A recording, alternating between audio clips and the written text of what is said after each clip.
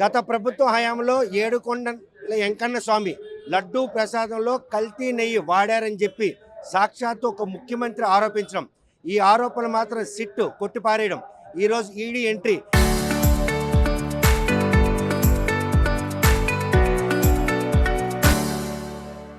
ఈ పరిణామాలన్నీ కూడాను లడ్డూ ప్రసాదంలో కల్తీ నెయ్యి వాడకం జరగలేదని ఒక నిర్ధారణకు వచ్చినటువంటి గత ప్రభుత్వ హయాంని ఆపాదించినటువంటి ముఖ్యమంత్రి వైఖరి మాత్రం తీవ్రంగా తప్పుపడుతూ వైసీపీ శ్రేణులందరూ కూడాను ఈరోజు ఏడుకొండల వెంకన్న స్వామి దేవాలయంలో ప్రత్యేక పూజలు నిర్వహించి ఈరోజు కొబ్బరికాయలు కొట్టి ఏదైతే ఆరోపణలు చేశారో ఆరోపణలు నిర్ధారణ కాకపోవడంతో మాత్రం ఈరోజు చంద్రబాబు నాయుడు వ్యాఖ్యలు మాత్రం ఆంధ్రప్రదేశ్తో పాటు ఏడుకొండల వెంకన్న స్వామిని దర్శించుకున్న ప్రతి భక్తుల మనోభావాలను కూడాను దెబ్బతీశారు. ముఖ్యమంత్రి స్థాయిలో ఆయన చేసినటువంటి ఈ ఆరోపణలు అవాస్తవాన్ని సిట్ తేల్చడం మాత్రం ఈరోజు యావత్ ఆంధ్రప్రదేశ్ ప్రజలే కాకుండా ఏడుకొండల వెంకన్న స్వామిని సాధించే ప్రతి ఒక్కరు కూడాను ఆశ్చర్యం వ్యక్తం చేస్తున్నారు. చూస్తే కనుక ఆయన ఆరోపణలు జరిగి 2 ఏళ్ళు కావస్తూ ఉంది.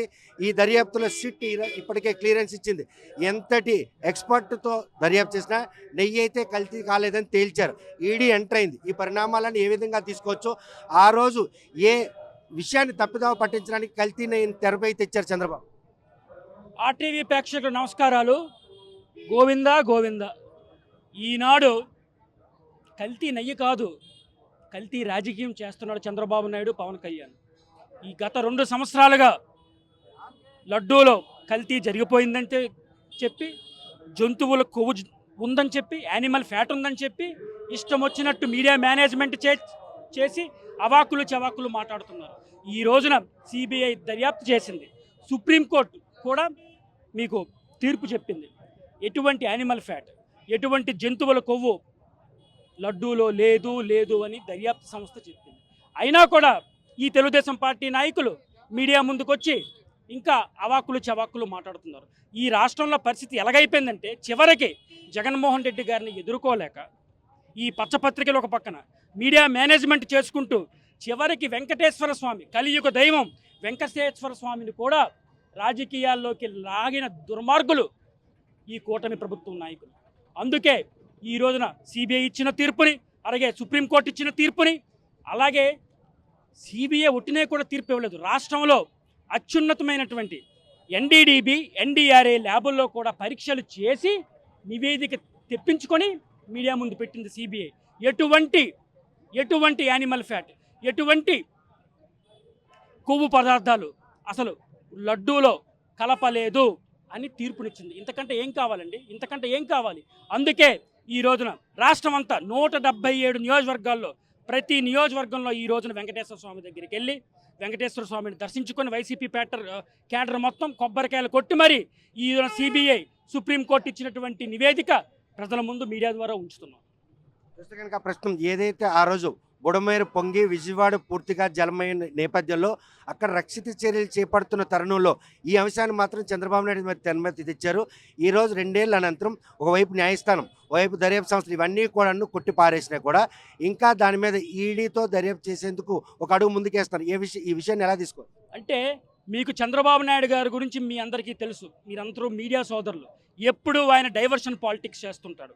ఎప్పుడైనా ఒక ఇష్యూ వస్తే ఆ ఇష్యూని సాల్వ్ చేయకుండా డైవర్షన్ చేయడానికి జగన్మోహన్ రెడ్డి గారి మీద ఆయన ఎంత విష ప్రచారం చేశారో గత 20 ఏళ్ళుగా మీరందరూ కూడా గమనిస్తున్నారు. అందులో భాగమే ఇది కూడా. ఈ రోజున ఇచ్చిన హామీలు తప్పారు. ఈ ఇచ్చిన హామీలు మాట తప్పడం ఒక ఎత్తు అయితే, సంక్షేమ కార్యక్రమాలు ఎక్కడా ఇవ్వటం లేదు. ఎంతసేపు మీడియా మేనేజ్మెంటు విష ప్రచారాలు తప్ప ఏమైనా జరిగిందో చెప్పండి. మీరు ఒకసారి ఏమైనా జరిగిందో చెప్పండి. అందుకే ఈ రోజున వైసీపీ పోరాటం సింగిల్గా ఎన్ని ఇబ్బందులు ఉన్నప్పటికీ, కార్యకర్తలకు ఎన్ని ఇబ్బందులు ఉన్నప్పటికీ సింగిల్గా ఈ రోజున రాష్ట్రంలో ప్రజల తరపున, ప్రజల కోసం గొంతెట్టి పోరాడుతుంది వైసీపీ పార్టీ ఈ రాష్ట్రంలో. అందుకే ఈ రోజున కార్యకర్తల మీద ఎన్ని కేసులు పెట్టినా, నాయకుల మీద ఎన్ని కేసులు పెట్టినా అలుపెరగని పోరాటం ఈ రోజున వైసీపీ క్యాడర్ ఈ రోజు ఆంధ్ర రాష్ట్రంలో పోరాటం చేస్తుంది. ఏడుకొండల వెంకన్న స్వామి మనోభావాలు దెబ్బతీసే విధంగా చేసినటువంటి విషయాన్ని మాత్రం దర్యాప్తు సంస్థలు మాత్రం నిగ్గు తేల్చాయి. కానీ ఏదైతే ఆరోపణ చేశారో ఆరోపణ చేసిన తాలూకా ప్రజాప్రతినిధులు కావచ్చు, ముఖ్యమంత్రి కావచ్చు, బాటంగా ఆ భక్తులందరికీ క్షమాపణ చెప్పాల్సిన ఆవశ్యకత ఉందా? 100%. పవన్ కళ్యాణ్ అలాగే చంద్రబాబు నాయుడు, ఈ కూటమి నేతలు పచ్చ పత్రికలు టీటీడీ చైర్మన్ గారితో సహా ప్రతి ఒక్కరు కూడా క్షమాపణ చెప్పాలి. బహిరంగంగా క్షమాపణ చెప్పాలి. హిందూ సమాజానికి క్షమాపణ చెప్పాలి. అలాగే రాష్ట్ర ప్రజలకు సమాధానం చెప్పాలి. ఎందుకంటే వీళ్ళు ఈ కూటమి నాయకులు, ఈ పచ్చపత్రికలు హిందువుల మనోభావాలు, ప్రజల మనోభావాల మీద దెబ్బ కొట్టారు. ఇది మంచి పద్ధతి కాదు.